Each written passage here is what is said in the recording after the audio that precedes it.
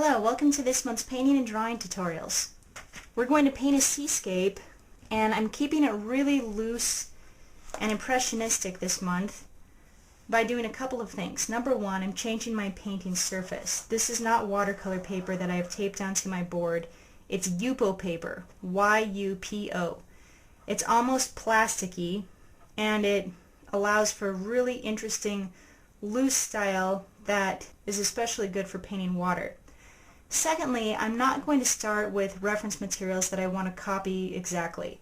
I like the general feeling of this picture, but I don't like all of the rocks in the foreground. I'd rather that there was some more interest in life here. Now, even when I'm painting really loosely, I don't like to start in blind. So I'm going to draw an indication of the horizon line and where some of these large features might be. And in doing this, I'm also avoiding some major design pitfalls. For instance, setting the horizon line right in the middle, but my lines are super loose. I just kind of want to know where the largest shapes are going to go. So, once I have a really vague idea of where I want to go, I'm going to get my supplies ready. I like to paint with syringes when I'm keeping it loose. And I'm going to fill one with really dark color and the other with a lighter color. And I also want my bottle of clean water ready. Alright, now I'm just going to paint down some colors. Not really caring too much about much. Here's some cerulean blue.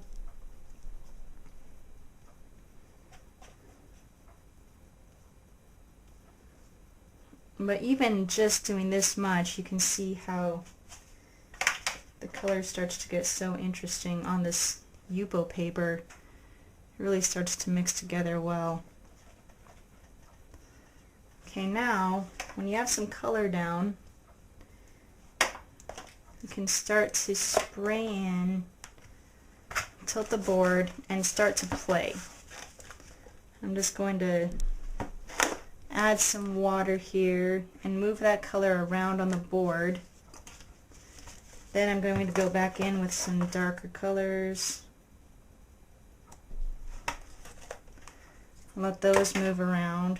I just really want to keep going until I get an interesting effect.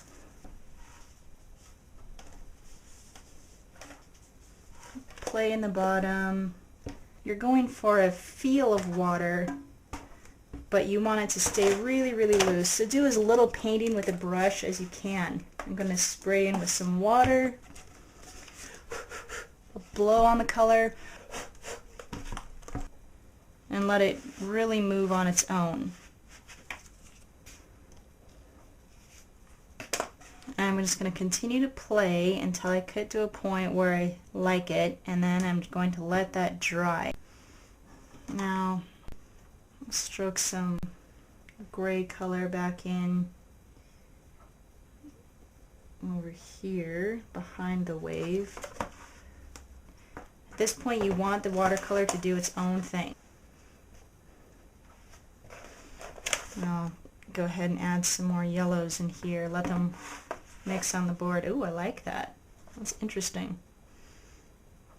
I'm going to take some of this blue down here. Let it move around.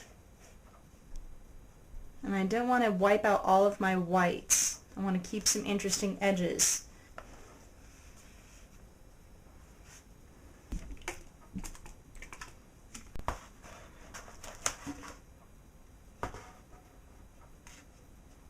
But when you get to an interesting stopping point, then let it rest, let it dry completely, and then we'll come back into it.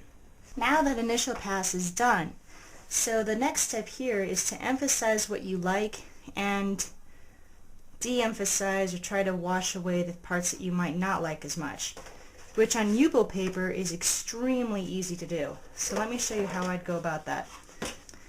I really like the way that the water is splashing up in this area. This line, though, is a little too intense. So I'm going to get my brush damp and then I'm just re-moistening this specific area of paint, and it will start to move for me again. This is both the benefit and the downfall of Yupo paper. Here you can see that this is almost like a cresting wave up at top. Maybe I can emphasize that a little bit more. So maybe I can just poke back in a few darks using my syringe again. And since the whole paper is not wet, just a little bit here and there, this is going to be a more controlled technique. Okay, so while that's settling, I'm going to go into the back and wash in some sky. So I'll get just a cerulean blue to start. Wash that in. I'm washing right over the house. I need to darken that sky up just a little bit. There's some cobalt blue. I'll just streak it in and let it do its thing. I think I'm going to make that even a little bit more intense here at the very top. It looks good now, so we'll see how it looks after it dries, and we'll come back to it again. Now that sky is dry, so I'm going to go in and do some work on the land. One thing I do want to keep from the references are these really interesting sandstone colors, the oranges and the reds and the rock. So I'm going to get my large 1-inch flat and then just add the color to the mountains. I'm working not very carefully, but I am paying attention to my reference material so that I get the main shapes of the colors on those rocks accurate. Down here I'm just going to make it a little bit darker, and I see some vague rock forms that are kind of interesting. I think I'm going to keep them. But what I like to do with Yupo paper especially is to add colors to the wet paper and let them mix on the page. It's really effective, and you get some really interesting colors that way.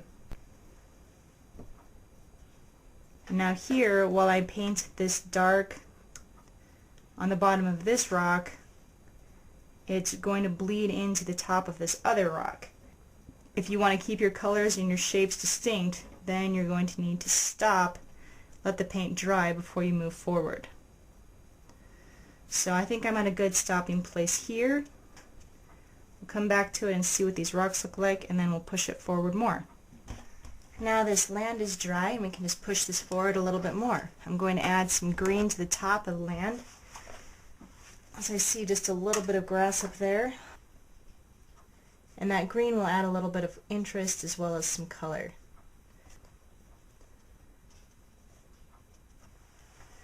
Yeah, very nice. Next I need a line of the water that's a little bit more clear and precise. So I'll get the paper at a good angle for control, and then I'll carefully slice that in. Okay, then while I wait for this to dry, I'm going to go ahead and clean up some details in the foreground here. This is my cresting wave, so I'm just going to wash out a little bit of the top crest here. So see how I just take a little bit of time, emphasize those crests.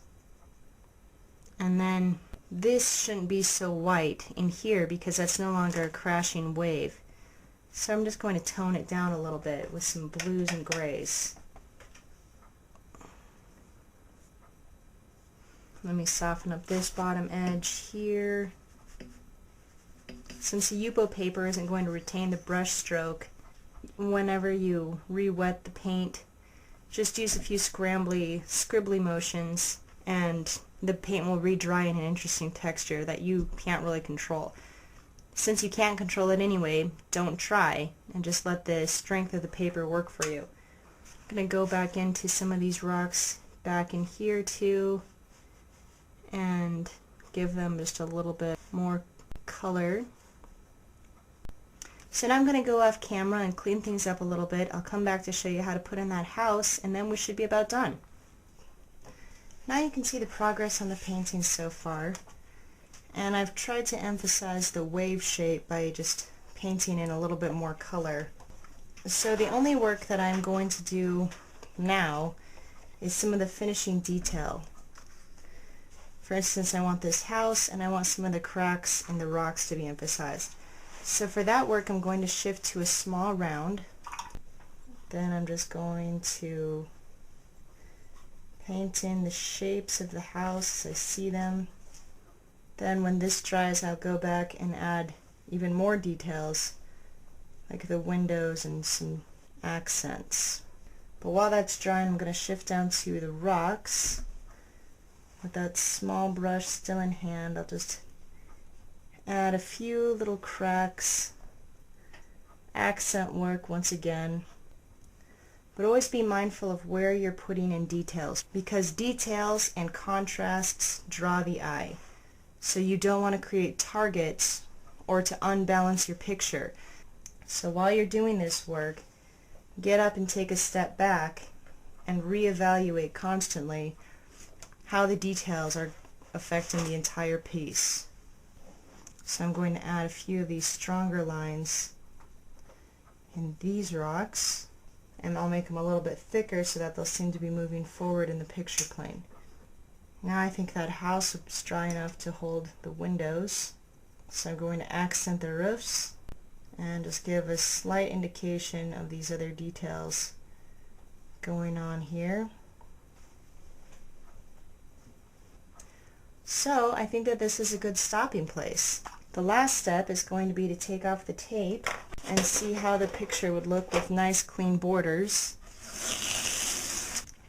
Alright, down here the tape is still sticking, but this gives you a good indication of how the piece turned out pretty well, especially considering the limited planning. Working on Yupo paper is a great way to experiment with a fast, free-flowing technique that you can then apply to watercolor paper, illustration board, or other surfaces.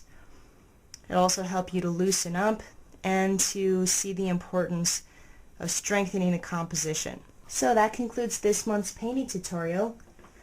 I hope that you've taken away some lessons that you can bring to your own studio, and as usual I thank you so much for watching.